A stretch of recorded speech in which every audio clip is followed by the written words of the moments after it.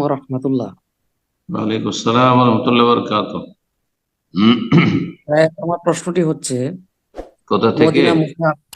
আমি বাংলাদেশ থেকে বলছি, ময়মনসিংহ বিভাগ, শেরপুর জেলা থেকে।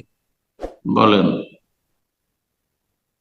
শেখ, মদিনা মুসাফ এবং ভারতীয় উপমহাদেশের ছাপা কুরআন মাজিদ, এটাতে ওয়াকফের ভিন্নতা দেখা যায়। সেক্ষেত্রে ভারতীয় উপমহাদেশের ছাপা যে কুরআন মাজিদ, এইখান থেকে আমরা যদি পড়ি, সেক্ষেত্রে কি অর্থের বিকৃতি হওয়ার সম্ভাবনা আছে কিনা?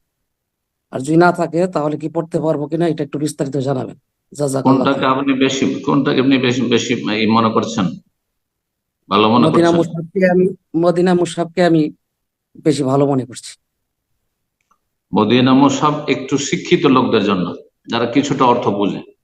কিন্তু যারা অর্থ বোঝে না তাদের জন্য ভারত, বাংলাদেশ, পাকিস্তানে যেই মুশাফ ছাপছে, যেটাকে ভারতীয় তাবা, এখানে বলছে তাবা পাকিস্তানি বা হিন্দিয়া, সেটা বেশি নিরাপদ।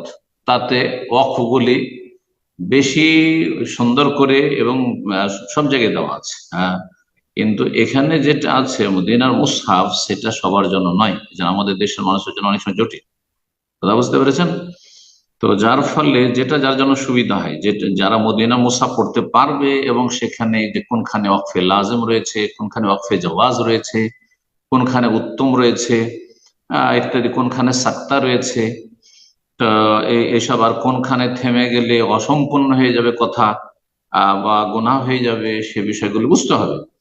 তো যদি ওইরকম না জানা থাকে, তাহলে আমার মনে হয় সাধারণ, একেবারে যারা সাধারণ অনারব, তাদের জন্য ভারত, বাংলাদেশ, পাকিস্তান মুসহাফ ফলো করে বেশি ভালো।